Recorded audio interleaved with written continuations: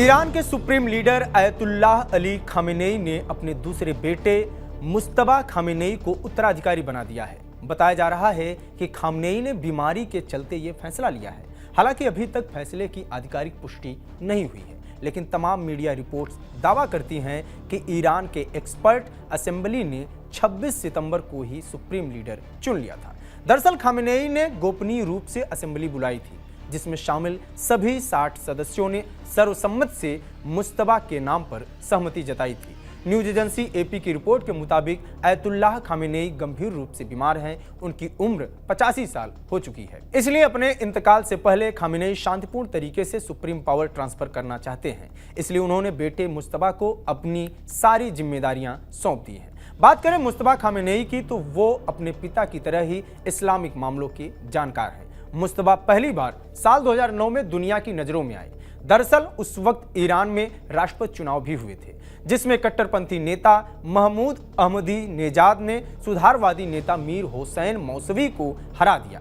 सुधारवादी नेताओं ने चुनाव में गड़बड़ी किए जाने का मुद्दा उठाया। इसके बाद बड़े पैमाने पर विरोध प्रदर्शन शुरू हो गए। लाखों लोग सड़कों पर उतर आए। इसे ईरानी ग्रीन मूवमेंट नाम दिया गया, जो 2 सालों तक चला। ईरानी सरकार ने सख्ती से इस विरोध प्रदर्शन को कुचल दिया।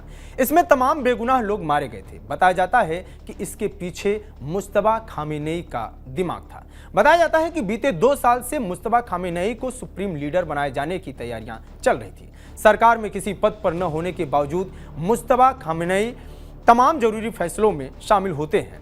हालांकि मीडिया रिपोर्ट्स कहती हैं कि मुज्तबा रहस्यमयी शख्सियत है। उन्हें सार्वजनिक अवसरों पर बेहद कम देखा गया है। अमूमन वो पिता की तरह भाषण भी नहीं देते। ईरान की खुफिया और दूसरी सरकारी एजेंसियों में मुज्तबा के करीबी लोग बैठे हुए हैं। इब्राहिम रईसी के राष्ट्रपति बनने के बाद मुज्तबा का कद काफी बढ़ गया है। दरअसल मुज्तबा को रईसी के उत्तराधिकारी यानी कि ईरान के राष्ट्रपति पद के लिए तैयार किया जा रहा था, लेकिन हवाई दुर्घटना में रईसी की मौत के बाद काफी कुछ बदल गया। ईरान में सुप्रीम लीडर का पद राजनीतिक और धार्मिक व्यवस्था में सबसे बड़ा है। इसके पास राष्ट्रपति से भी ज्यादा पावर होती है। सुप्रीम लीडर को देश के सैन्य, न्यायिक और धार्मिक मामलों में फैसले लेने का अधिकार होता है। उसके फैसले को कोई भी चुनौती नहीं दे सकता। देश से जुड़े किसी भी जरूरी मुद्दे पर सुप्रीम नेता का फैसला ही आखिरी माना जाता है। सुप्रीम लीडर का चयन असेंबली ऑफ एक्सपर्ट्स करती है। इसके लिए 2/3 वोट हासिल करना जरूरी है। असेंबली ऑफ एक्सपर्ट्स 86 मौलवियों का एक समूह है। हर 8 साल में इनका चुनाव होता है। हालांकि इनके चुने जाने में गार्जियन काउंसिल की बड़ी भूमिका होती है। गार्जियन काउंसिल एक गवर्नमेंट बॉडी है जो संविधान के अनुच्छेदों की व्याख्या करती है और ईरान में चुनाव कराती है। गार्जियन काउंसिल अगर चाहे तो असेंबली ऑफ एक्सपर्ट्स के मेंबर की सदस्यता रद्द कर सकती है। गार्जियन काउंसिल के मेंबर के चुनाव में सुप्रीम लीडर की बड़ी भूमिका होती है। खामेनेई ने अपने भरोसेमंद लोगों को ही गार्जियन काउंसिल में जगह दी है। ईरान में 1979 की इस्लामिक क्रांति के दौरान जब शाह मोहम्मद रजा पहलवी को हटाया गया था, तो खामेनेई ने क्रांति में बड़ी भूमिका निभाई थी। इस्लामिक क्रांति के बाद खामेनेई को साल 1981 में ईरान का राष्ट्रपति बनाया गया। वह 8 साल तक इस पद पर रहे। 1989 में सुप्रीम लीडर खुमैनी की मौत के बाद खामेनेई ने उनकी जगह ली। तब से वो ईरान के सर्वोच्च नेता के पद पर काबिज है। खामेनेई के 6 बेटे हैं, जिनमें मुज्तबा दूसरे नंबर का है। हालांकि दिलचस्प बात यह भी है कि खामेनेई ने बड़े बेटे मुस्तफा को अपना वारिस नहीं बनाया। मुज्तबा की उम्र 55 साल है। ईरान के मशहद शहर में उनकी पैदाइश हुई है। वही तालीम हासिल की। उनके 3 बच्चे हैं। ईरान इराक युद्ध में शामिल रहे।